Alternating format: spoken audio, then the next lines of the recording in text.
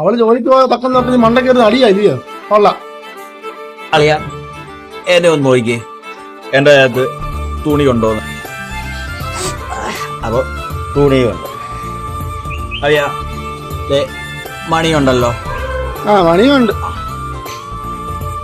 പിന്നെ എന്തായിരിക്കാം ഉദ്ദേശിക്കുന്നത് എനിക്ക് പിടികിട്ടും. ഈ സാധനം അഴിഞ്ഞു പോകാതിരിക്കാൻ വേണ്ടി തലേക്ക് അതിപ്പോ തെറ്റാണോ അളിയ? പറ.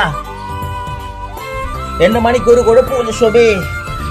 എന്റെ കയ്യിൽ മണി നോക്കൂ ശോഭേ. വിഘ്നേഷ് വരെ ഉണ്ട്. വിഘ്നേഷ് എന്ന് പറഞ്ഞാൽ ഇംഗ്ലീഷിൽ സാക്ഷി. അവിടെ പൊട്ട അളിയ, അത് വിഘ്നേഷ് അല്ലടാ, വിഘ്നേഷ്.